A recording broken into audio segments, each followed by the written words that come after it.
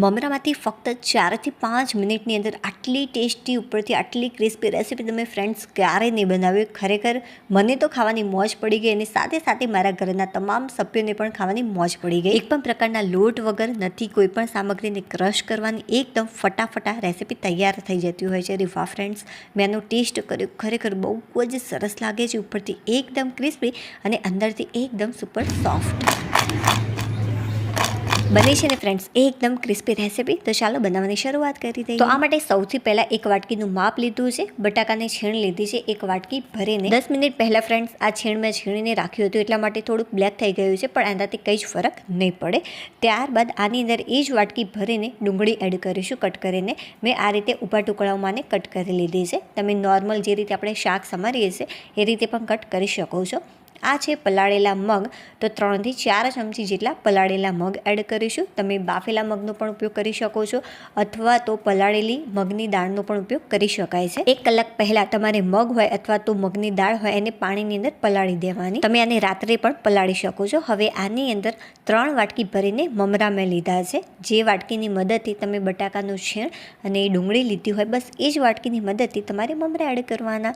અને ત્યારબાદ પા વાટકી જેટલી ઝીણી ચોપ કરેલી આની અંદર મેં કોથમીર એડ કરી. ટેસ્ટ એવા મસાલામાં સ્વાદ અનુસાર મીઠું, 1 ચમચી જેટલું ધાણા પાવડર, 5 ચમચી જેટલી હળદર, 1.5 ચમચી જેટલું કાશ્મીરી લાલ મરચું પાવડર, 1 ચમચી જેટલું જીરું, 1 ચમચી જેટલી દળેલી ખાંડ એડ કરી છે. અને સારો એવો ટેસ્ટ આવે એ માટે અડધા લીંબુનો રસ એડ કરીશું. હવે અડધી ચમચી જેટલું આદું આપણે છીણીને એડ કરીશું. બહુ જ સારી એવી સ્ટ્રોંગ ફ્લેવર આવતી હોય છે આના કારણે. જાણે આપણે મંચુરિયન બોલ્સ ખાતા હોય ને છે ફ્રેન્ડ્સ, બસ એવો જ આનો ટેસ્ટ લાગશે. ખરેખર બહુ જ સરસ લાગે છે આ રેસીપી. હવે બસ હાથની મદદથી સારી રીતે એકવાર મિક્સ કરી લઈશું બધી જ સામગ્રીને. અને આ ફ્રેન્ડ્સ, નીચે જે ટેગ પ્રોડક્ટનો ઓપ્શન આવે છે એની અંદર ઘણી બધી એવી વસ્તુ એડ કરી છે જે તમને રોજિંદા જીવનમાં ખરેખર બહુ જ ઉપયોગમાં આવે એવી છે અને સારી એવી ચાલશે, તો તમે ચોક્કસથી મંગાવી શકો છો. સારી રીતે મિક્સ કર્યા બાદ ફ્રેન્ડ્સ, તમારે આ રીતે હાથની મદદથી થોડું પ્રેસ કરવાનું કે જેથી જે બટાકાનું છીણ અને ડુંગળી એડ કરી છે જેની અંદરથી પાણી વળતું હોય છે, આ રીતે સરસ મજાનો ડો જેવું તૈયાર થઈ જશે.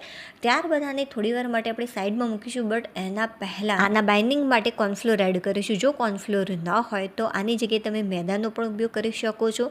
જો એ પણ ન હોય તો ઘઉંના લોટનો પણ ઉપયોગ કરી શકાય, ચણાના લોટનો પણ ઉપયોગ કરી શકાય અથવા તો આરા લોટનો પણ ઉપયોગ કરી શકાય છે. આ રીતે આપણે થોડું કોર્નફ્લોર એડ કરીશું અને સારી રીતે મિક્સ કરી લઈશું. ટોટલ કેટલા કોર્નફ્લોરનો મેં આની અંદર ઉપયોગ કર્યો છે એ હું તમને લાસ્ટમાં કહીશ.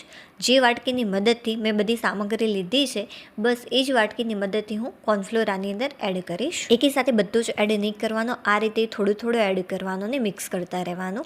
આમ કરવાથી સરસ મજાનું બાઇન્ડિંગ આવી જશે. જુઓ, 1 વાટકી જેટલો મેં કોર્નફ્લોર લીધો હતો, તેની અંદરથી પા વાટકી જેટલો કોર્નફ્લોર બચી ગયો છે. મતલબ કે અડધી વાટકી કરતાં વધારે આની અંદર કોર્નફ્લોરનો ઉપયોગ થયો છે. આ રીતે તમારે કરવાનું. જો આ રીતે બોલ્સ જેવું બનતું હોય તો એકદમ પરફેક્ટ આ તૈયાર હશે.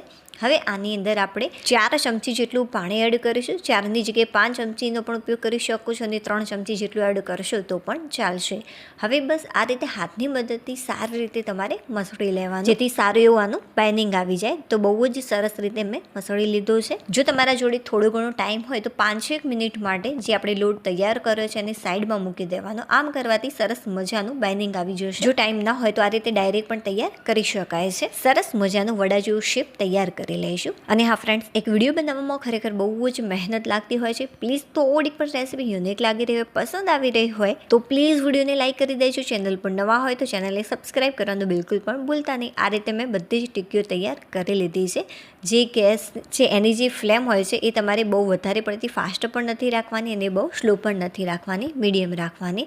તેલ સારું એવું ગરમ થઈ જાય ત્યારબાદ તમારે શું કરવાનું, આ રીતે સૌથી પહેલાં તો ટીકીઓ બધી જ ઉમેરી દેવાની અને ત્યારબાદ જે ગેસની ફ્લેમ છે એ મીડિયમ કરવાની. અત્યારે મેં ફાસ્ટ જ રાખી છે. જુઓ, બધી જ ટીકીઓ મેં આની અંદર ઉમેરી દીધી છે. જે ગેસની ફ્લેમ છે અત્યારે ફાસ્ટ છે. હવે હું મીડિયમ કરી દઉં. એકદમ ધીમી નથી કરી દેવાની, મીડિયમ ફ્લેમ ઉપર આને ફ્રાય કરીશું ક્રિસ્પી થાય ત્યાં સુધી. તો 30 સેકન્ડ માટે આ રીતે રહેવા દેવાની અને ત્યારબાદ એક તમારે ચમચીની મદદથી ટર્ન કરવાનું. તમે ઝારાનો પણ ઉપયોગ કરી શકો છો, બટ આ રીતે ચમચીની મદદથી એકદમ ઇઝીલી આ ટર્ન થઈ જતી હોય છે. જે ગેસની ફ્લેમ છે શરૂઆતથી લઈ અંત સુધી તમારે મીડિયમ જ રાખવાની. નાખવાની, ઉપરનું પડ થોડું ક્રિસ્પી થાય, આનો કલર થોડોક ચેન્જ થઈ જાય, એવું લાગે કે ક્રિસ્પી થઈ ગઈ છે રેસીપી, ત્યારે તમારે બહાર નીકાળી લેવાની.